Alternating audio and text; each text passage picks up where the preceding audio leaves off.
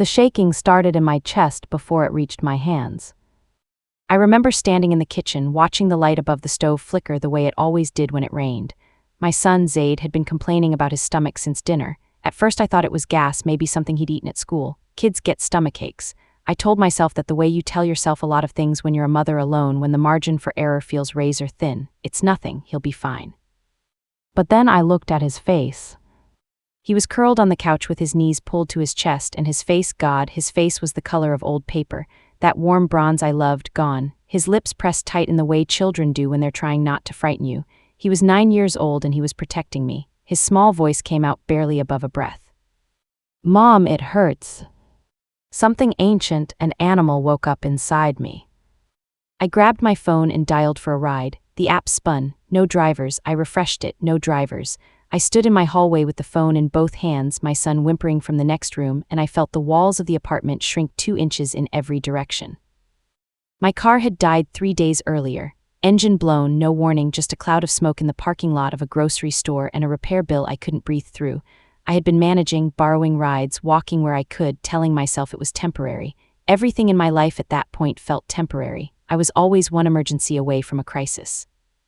This was the emergency. I called my mother.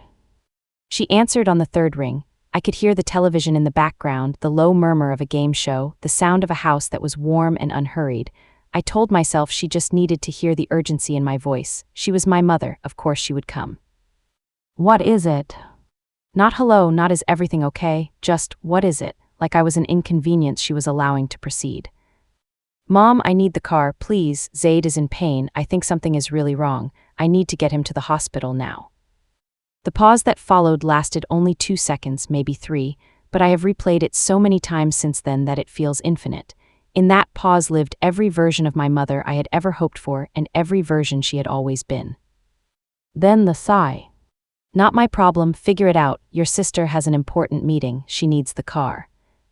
I stood there completely still, the phone pressed so hard against my ear it left a mark.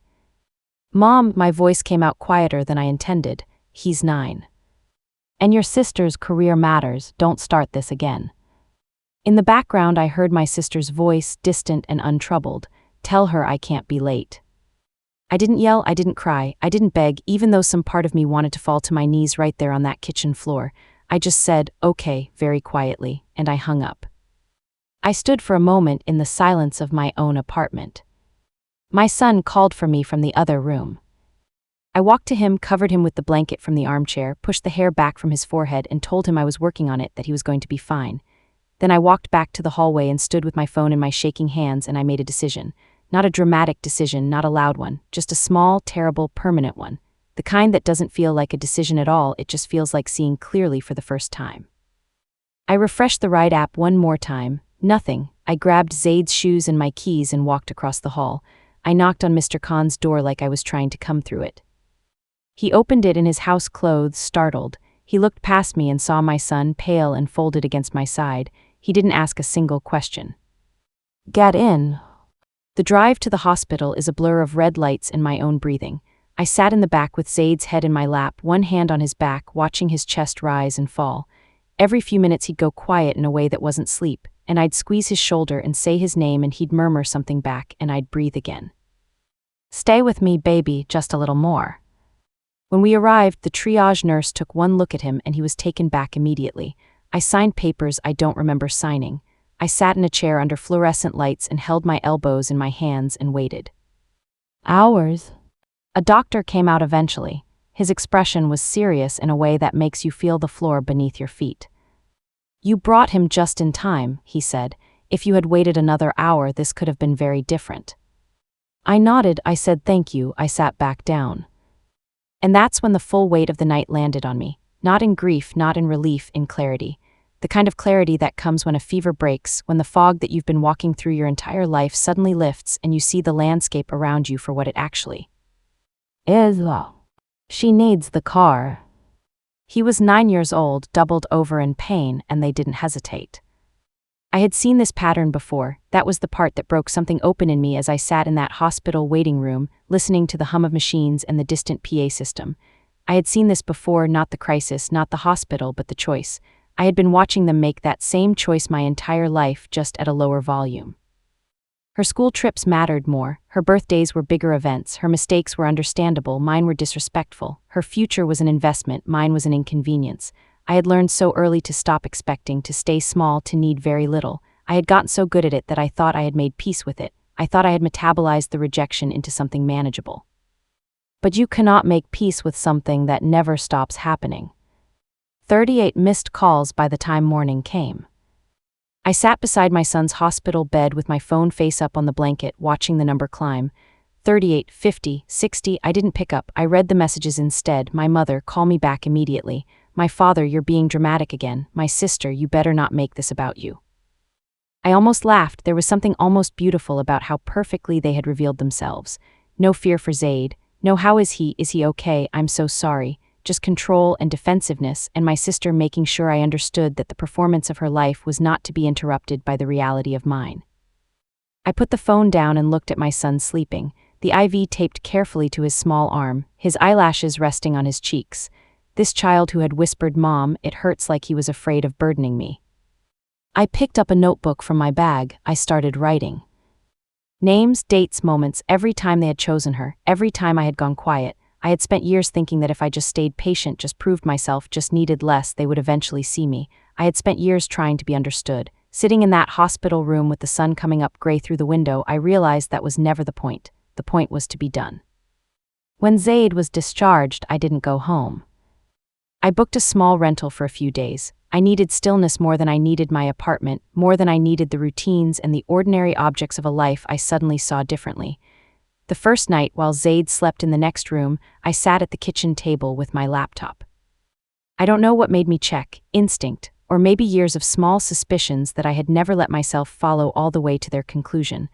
I logged into the old family account my father had added me to years ago. For emergencies, he'd said. What I found did not look like preparation for emergencies. It looked like a plan. Property transfers signed and finalized weeks ago, the family home, the summer house I had spent childhood summers in, learning to ride a bike in the driveway, eating watermelon on the porch stairs. The savings account my mother had always called the family security, as if it belonged to all of us equally, all of it transferred, all of it under my sister's name. I read it 3 times, then a 4th, then I stopped reading and just sat. There were notes attached, cold, brief, matter of fact, better to secure everything early, she'll understand eventually. I sat in the dark of that rental kitchen for a long time. No tears came. That surprised me. I had always assumed that if I ever discovered something like this, I would come apart, but what I felt instead was the strange peace of a question finally answered. All those years of feeling like I was standing slightly outside a circle that everyone else was inside. All those years of telling myself I was imagining it, being too sensitive, making too much of small things. I hadn't been imagining anything. I had been correct. And they had been at this for longer than I knew. This was not neglect, this was a decision, made early, made deliberately, and sealed with a signature. I opened a new document and started building a different kind of case.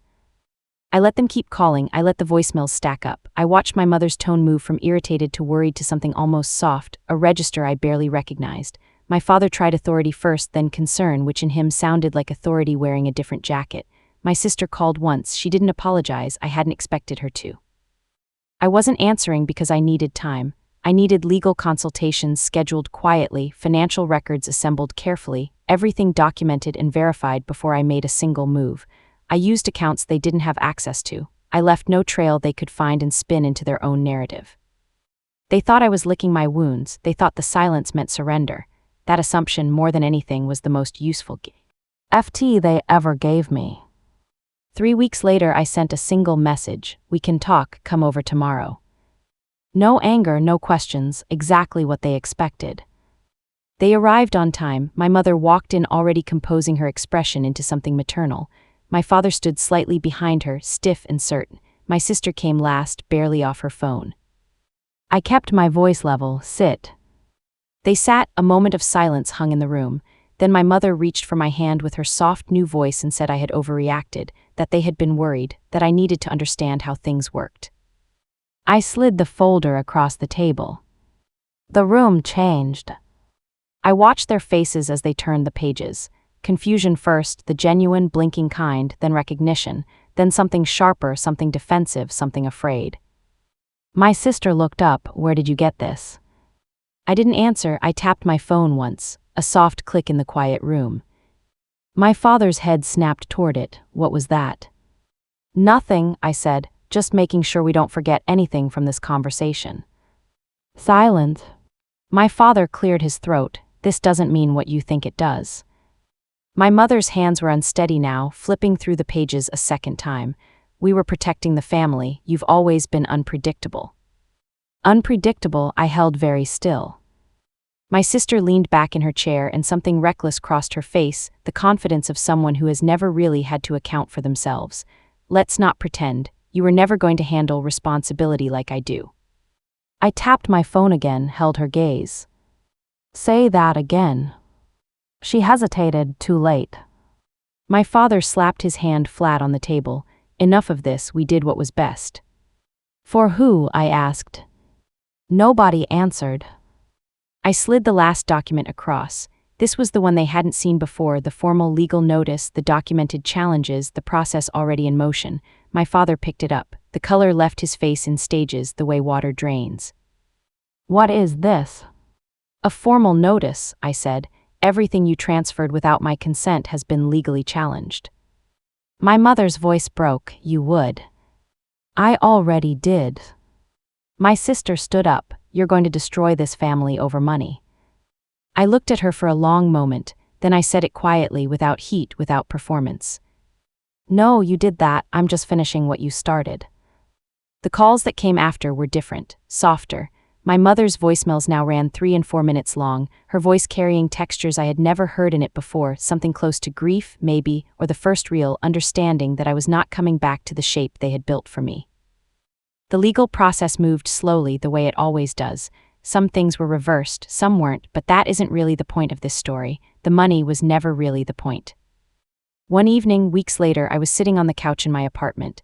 Zaid was beside me, laughing at something on TV, his whole body relaxed, his face the warm color I loved. His laugh filled the room the way only a child's laugh can, completely, without reservation. I watched him, I watched his hands, his expression, the way his shoulders shook. This was the only thing that had ever mattered. This had always been the only thing. My phone buzzed on the table beside me. I glanced at the screen, then turned it face down. There's a particular kind of grief in realizing that the people who were supposed to be your family never quite were. It doesn't arrive all at once. It comes in pieces over years, and then one night it arrives completely, not as devastation, but as a door closing on something that was never really open. I didn't lose a family that night. I finally saw the one I had always been carrying. And for the first time in as long as I could remember, I didn't feel like something was missing. I felt, very quietly, like myself.